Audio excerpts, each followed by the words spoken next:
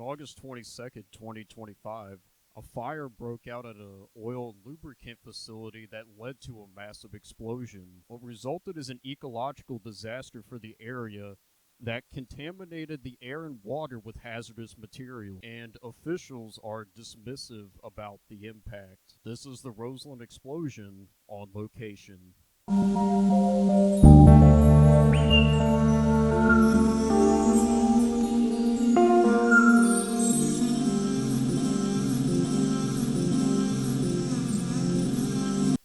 There must be more to life than having everything, and that's having a giant explosion come out the ground like Satan himself just farted. Incidents such as these are rare, but they bring in so much interest. Take these as example.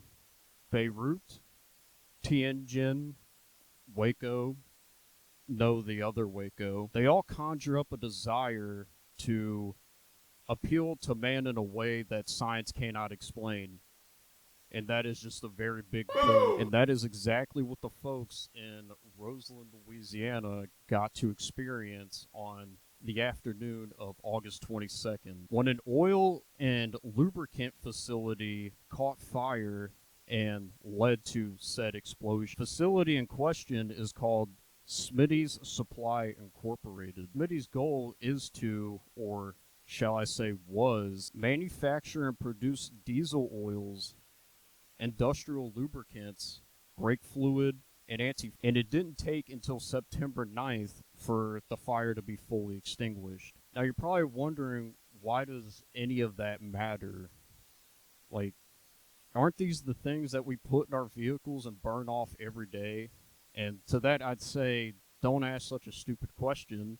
You should be ashamed of yourself, because these materials are not processed enough for you to just burn off. Industrial grade lubricants contain amounts of heavy metals such as arsenic, lead, and chromium. Other compounds include PCBs and sulfur oxide. And all that stuff gets put in our atmosphere and comes back down, polluting our air and water, which makes this less like a cool explosion and more like a chemical nuke on the entire area. We have certain things in common, Ohio. It's been 3 weeks since the explosion, and the environmental impacts are starting to come to light. There are videos of soot and ash covering cars, houses, people, animals, demonstrating how much of these possible contaminants are affecting the local area. But you see, it doesn't just come from the air, for as the plant also had materials run off into the Tangipahoa River, the oil spill has effectively coated everything throughout the river, all the way until just before reaching Lake Pontchartrain. As a result of this, our furry friends, such as raccoons, possums, frogs, and alligators, are all negatively impacted. Cleanup efforts have been ongoing. As of today, there have been an estimated 3 million gallons of oil and grease recovered on site, 135,000 gallons from the Tangipahoa River, and 450,000 gallons from surrounding ponds.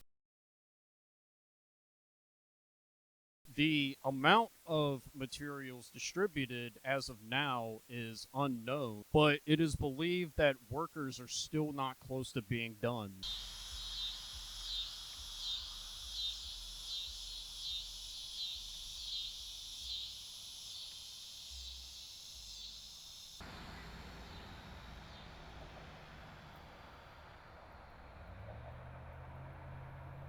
And even though it's been less than a month since the explosion, the exact cause of the fire is still being investigated.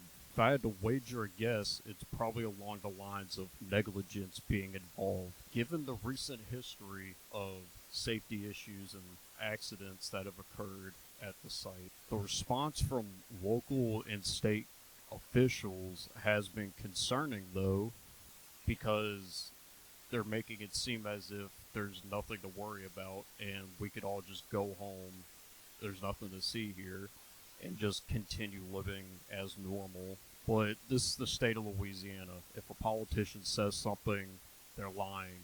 Federal and state environmental officials said the air quality so far is safe, as is the drinking water. There really is no imminent danger. The sampling results indicated that the air held no danger to human health. Throughout the whole event, air quality has been safe. We're going to begin a more patterned output of information. My eyes and stuff were burning.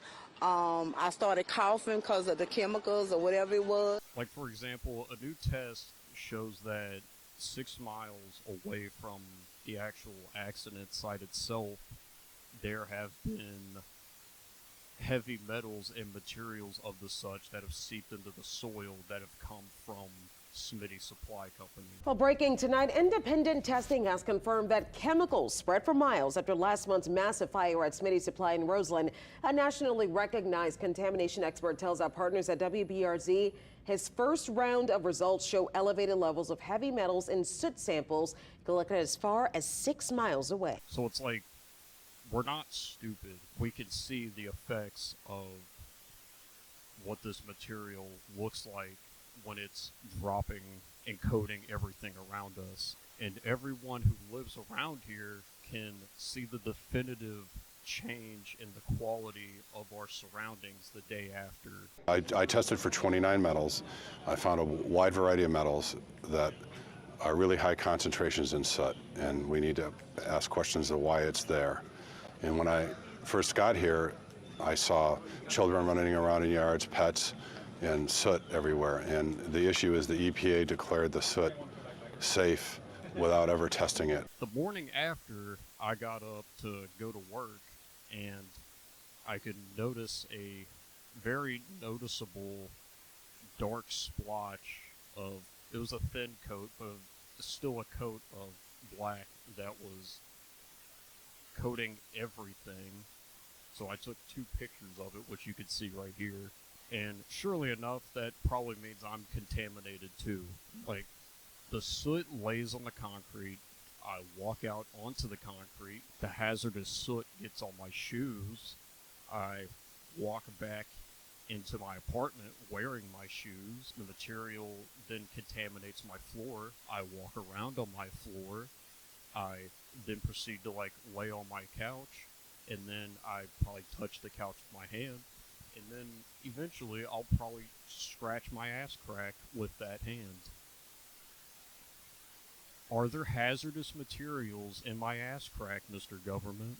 Now, I have also seen the conspiracy theories surrounding this incident about how it was an intentional act to be against a predominantly black community. This type of accident affects more people. To be able to set up something like this, whoever would have done it would have known that this type of disaster would also affect, it would just affect literally everybody. Because outside the immediate area of Roseland, it gets to be a little more diverse. Disaster would have knowingly and severely damaged the local ecosystem as well as the agriculture and farmlands of the people who own those farmlands, who could be black, white, or whoever.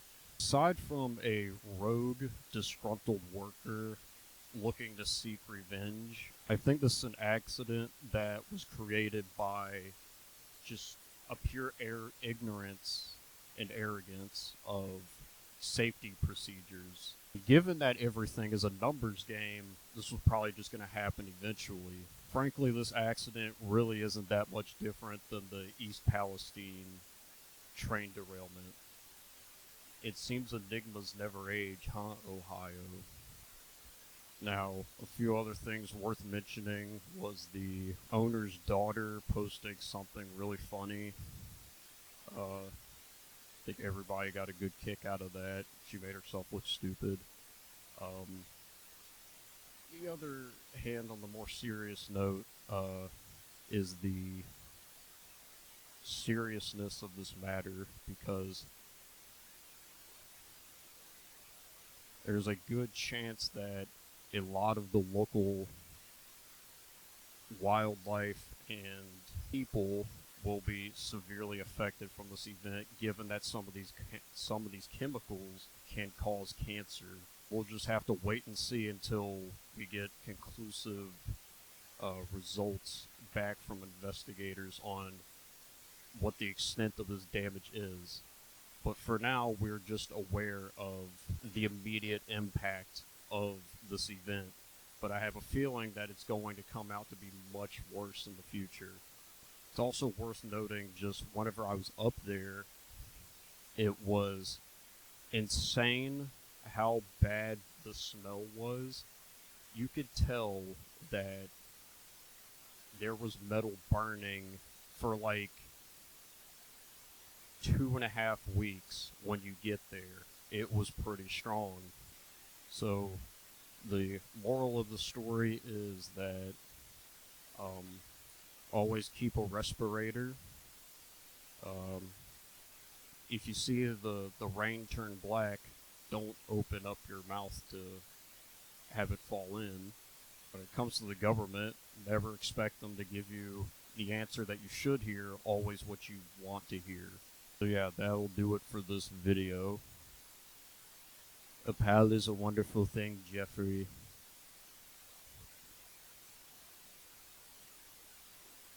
I didn't have anything to go with the pal is wonderful line. I just thought that letter was pretty funny, so I hope y'all got as much enjoyment out of the Epstein Black Book as I did. Or I'm sorry, the birthday book.